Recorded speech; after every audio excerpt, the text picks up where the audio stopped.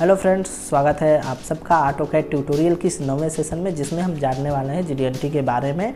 जिसमें हम जानेंगे जीडीएनटी क्या होती है, कुछ मोस्ट कॉमन सिंबल्स क्या होते हैं और मेजर कैसे करते हैं। सारे चीज़ों के बारे में हम जानने वाले हैं इस सेशन में। जीडीएनटी का पूरा नाम ज्योमेट्रिक डायमेंशनिंग एंड टॉलरेंसिंग है। यह एक ऐसा सिस्टम है कि जो कि इंजीनियरिंग और मैन्युफैक्चरिंग फील्ड में यूज होता है। ये किसी पार्ट्स के फीचर्स के सटीकता के बारे में हमें बताता है। सबसे पहले हमें जान लेते हैं कि जीडीएनटी की आवश्यकता क्यों होती है। जैसे कि हमें कोई एक पार्ट मैन्युफैक्चर करना है तो उसकी कुछ फीचर्स होते हैं, जैसे कि उसकी लंबाई या चौड़ाई।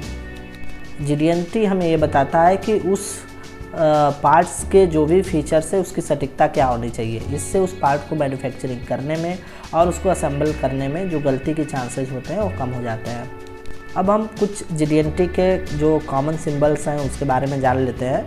तो सबसे पहले आता है फ्लैटनेस। ये बताता है कि कोई हमारी जो वस्तु है, कोई पार्ट है, वो कितनी सपाट है। और अगर इसकी मेजरिंग की बात करें तो इसको मेजर करने के लिए सरफेस प्लेट या डायल इंडिकेटर का यूज किया जाता है। दूसरा सिंबल है स्ट्रेटनेस, सीधापन। ये बताता है कि कोई लाइन या एज कितनी सीधी है। इसको मेजर करने के लिए स्ट्रेट एज या फिर सीएमएम मशीन का प्रयोग किया जाता है।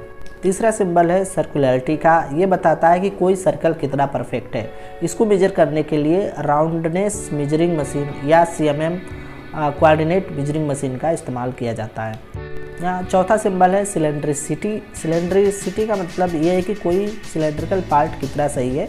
इसको मेजर करने के लिए सिलेंड्रिसिटी टेस्टर या सीएमएम मशीन का प्रयोग किया जाता है। अगर पांचवें सिंबल की बात करें तो वो है पैरेललिज्म का। ये बताता है कि किसी पार्ट की दो सतहें या दो लाइन है वो कितनी समानांतर है, इसके बारे में पता चलता है। तो अगर इसके मेजरमेंट की बात करें तो इसको मेजर करने के लिए यहाँ पर आपका सरफेस प्लेट या तो फिर आपकी सीएमएम मशीन का प्रयोग किया जाता है। छठा है यहाँ पर परपेंडिकुलरिटी। परपेंडिकुलरिटी आपको ये बताता है कि किसी पार्ट की एक सतह दूसरी सतह की तुलना में कितनी लंबवत है। इसको मेजर करने के लिए स्क्वायर गेज या तो सीएमएम मशीन का उपयोग किया जाता है। सातवां है कॉन्सेंट्रिसिटी। ये बताता है कि ये दो सर्कल है, वो उसके सेंटर जो है वो कितने कॉन्सेंट्रिसिटी है, मतलब कॉन्सेंट्रिसिटिक है, क्योंकि उसके जो सेंटर्स होते हैं उसके बीच में कितने का डेविएशन है, ये कॉन्सेंट्रिसिटी से मालूम चलता है। इसको मेजर करने के लिए कॉन्सेंट्रिसिटी गेज या फिर सीएमएम मशीन का प्रयोग किया जाता है। तो फ्रेंड्स, जीडीएनटी का उपयोग करके कोई भी पार्ट्स अगर मैन्युफैक्चर हो रहा है तो उसकी क्वालिटी को नियंत्रण किया जा सकता है। इससे समय के साथ साथ पैसे की भी बचत हो सकती है।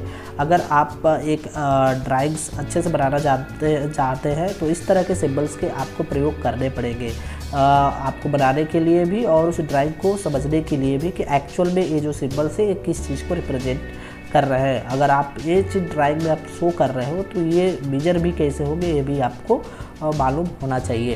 तो फ्रेंड्स, आज के इस वीडियो में इतना ही। अगर वीडियो अच्छी लगे तो उसको लाइक और शेयर करिए और चैनल को सब्सक्राइब करना ना भूलिए, ताकि आने वाली वीडियो आप मिस न कर सकें।